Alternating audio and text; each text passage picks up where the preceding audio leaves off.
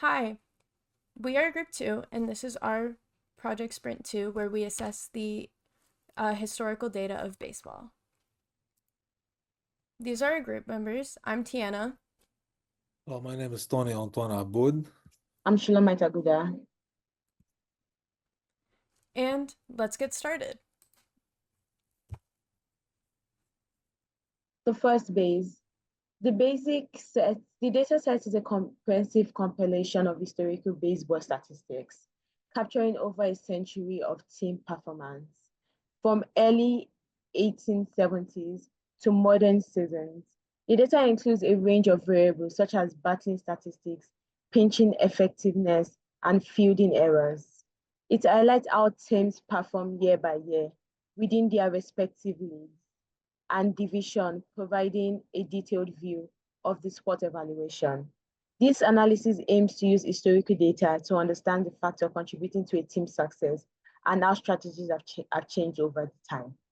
For our business objective, we determined factors that contribute to a baseball team's success. We're also able to identify the key performance indicators that differentiate success between each team throughout the years. Information also helped us in guiding team decision, make season strategies, and also increase engagement. For the business analysis, we're able to identify structures in data that relate with successful team performance. Also, we're able to see the performance metrics that affect team success using the linear regression. We're also able to make a comparison between the New Jay Yankees and the Toronto Blue Jay using the figures from 2012 and 2015. So now we'll move on to second base, which goes over how we did our initial linear modeling. So to start, let's go with variable selection. On the left side of the screen, you can see the different variables that were chosen for our analysis: runs scored, home runs, runs against, strikeouts allowed, and hits. Each of these variables provided a unique perspective on the game, giving us insight into offensive and defensive performance. The right side showcases the distribution graphs of these variables across different time periods. By analyzing these distributions, we were able to capture how certain aspects of the game evolved over time, allowing us to identify shifts in strategy and playing characterized by different trends and dynamics. So, we didn't necessarily choose to only go with ones that were all normally distributed. As you can see, home runs is not a normally distributed variable, but we thought that that could play into it. As the game changed, we see more home runs. Now let's talk about the tool we use for our modeling, scikit-learn. Scikit-learn was a very powerful machine learning tool in Python, and we used it for training our data set. The specific technique we employed was linear regression. Linear regression helps us identify relationships between our input variables like runs, home runs, and strikeouts, and our target variable, which was the number of games won. In this case, splitting our data into training and testing sets allowed us to better understand the predictive capabilities of our model. The idea here was to use historical data to make accurate predictions about future performance. By training and testing on the data from different baseball areas, we aim to create a well-rounded model that captures the essence of each time period. Now we'll move on to third base.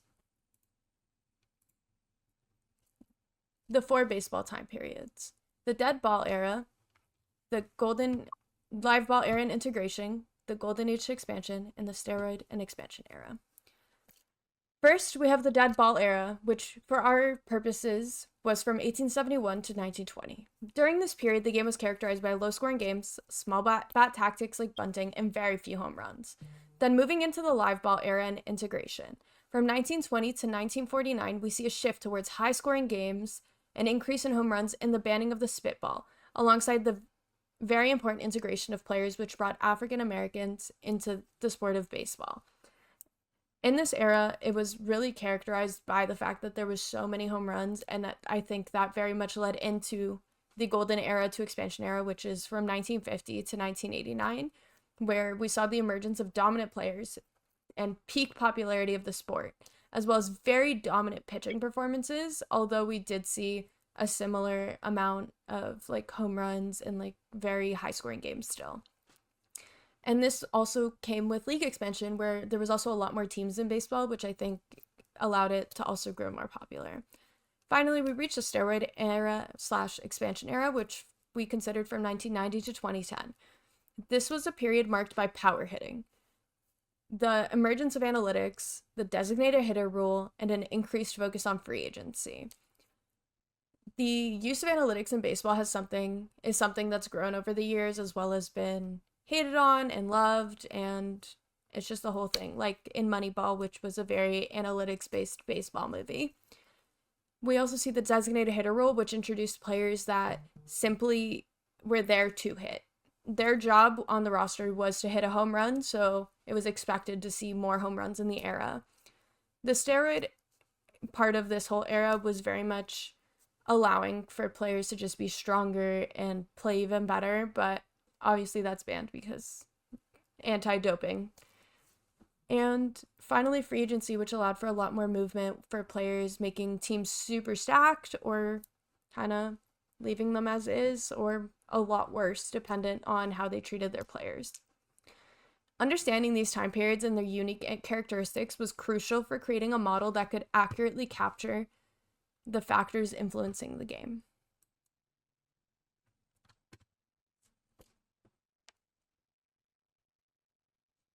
You're muted, Tony. Sorry. Now we look at the regression model results.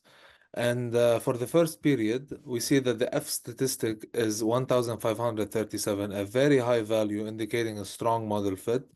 And the p-value is a small p-value below the threshold of 0.05. And we see in the independent variables that the only thing that's different is the home runs, with the p-value of 0.079, way higher than the threshold of 0.05. That's why we see the difference in home runs in the first period with low home runs. And all the other variables have a threshold, the p-value below the threshold, which we can conclude that all variables except home runs are significantly significant.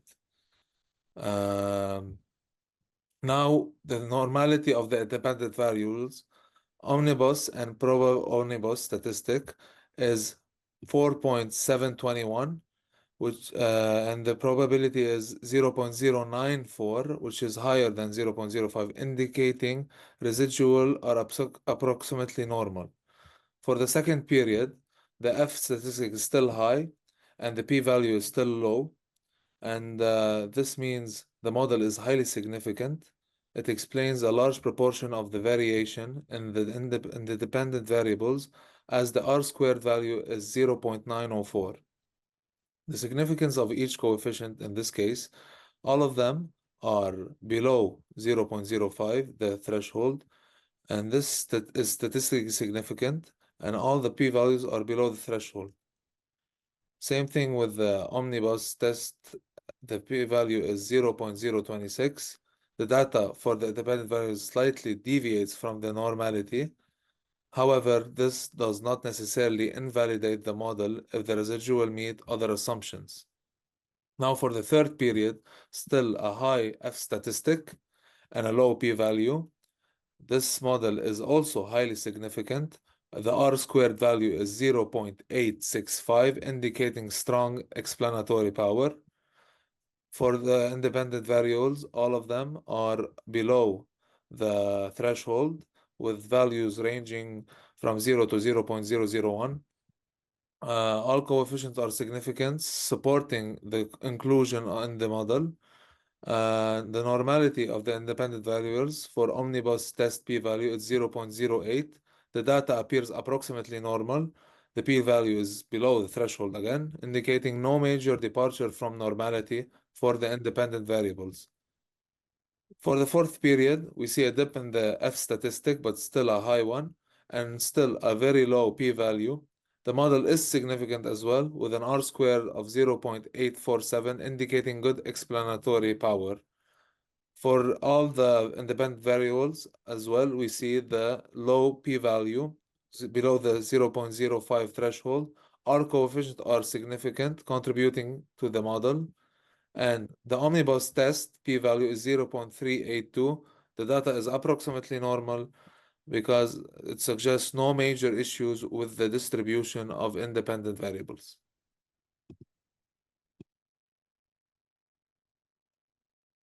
Finally, we'll move on to home plate, which is our forecasting and assessment of our forecast. How accurate was it?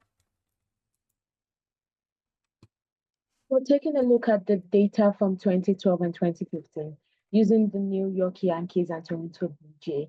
We're able to compare the actual winds with the predicted winds. And we also arrived at a figure which shows the off winds, either negative or positive. For 2012, we could see that the predicted wind was higher than the actual wind, which led to a negative off wind figure. For the Toronto Blue Jay, we could see that the predicted win was lower than the actual win, which led to a positive off win. And then for the New York Yankees in 2015, we could see that the predicted win of 100.33 was higher than the actual win, which led to a negative figure. Same thing applied to the Toronto Blue Jay in 2015, which we had a negative figure due to the fact that the predicted win was higher than the actual win. From this figure, we're able to arrive at our root mean square error. In this, we're able to compare how the data sets in each year was able to affect the outcome.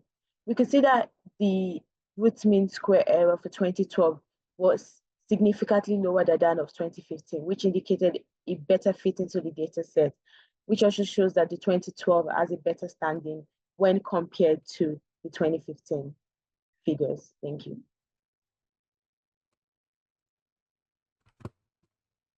To wrap things up, our model performed quite well across all 4 time periods, with all the chosen variables proving to be statistically significant. This meant that our analysis was able to account for the different factors that influenced the game across its various eras. The model's forecasting was fairly accurate, suggesting that the historical data we used was reliable and an indicator of a team's performance across different timeframes and eras of the sport. Overall, the project highlights the evolving dynamics of baseball and how different eras had distinct characteristics, influencing the outcomes of games in unique ways. Once again, it is sport, and at the end of the day, although our 2015 model may not have worked perfectly for the year of 2015, it is important to note that there are factors that affect teams outside of analytics, and in sports, analytics are never considered to be perfect, especially due to the nature of just being a human. Players get injured, players leave a team, and unfortunately we weren't able to consider that in our analytics. That could have probably gotten us a closer fit. We also determined we could have possibly changed some variables to find a model that fit better, but we felt that with our 2012 data being so close, it wasn't worth it. Thank you for listening, and I hope this gave you a better understanding of how we analyze the history of baseball. Hi, I'm Tiana, and I'm going to give you guys a little coding breakdown. Let's go down to the data preparation.